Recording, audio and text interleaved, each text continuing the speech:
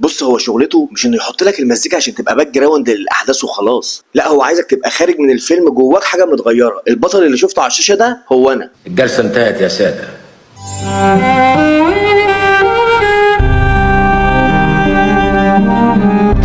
انتوا اللي طلبتوا جاهزين؟ طب ده خالد حماد.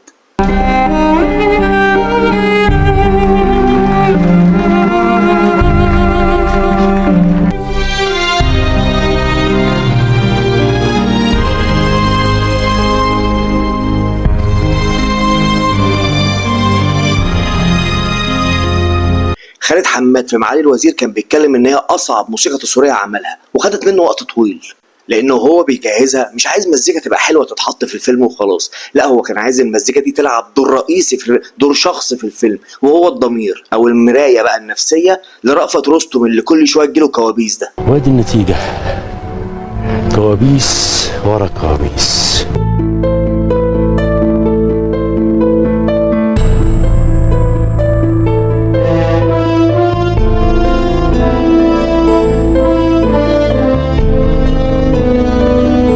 في العراف انت متشتت بقى. طب ده نصاب اتعاطف معاه، بس هو اب وعايز يشوف عياله ويلمهم حواليه، فينزلك المزيكا اللي تعيش معانا 30 يوم في رمضان ما تملش منها. واخدها متر في متر.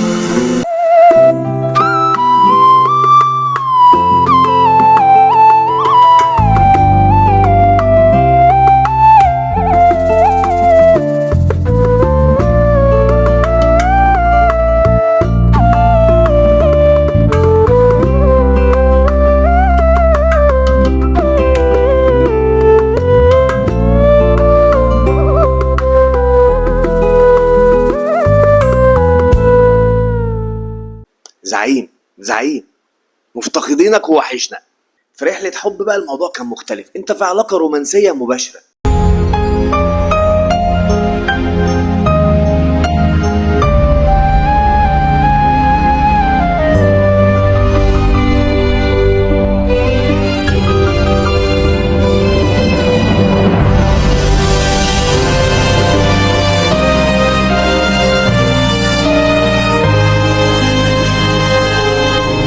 باختصار في موسيقى تصويريه كتير ممكن تبقى سامعها وتعدي على ودنك تبقى عارف انك سمعت المزيكا دي وعارف الفيلم بس مش عارف تجيبه، الا مزيكه خالد حماد.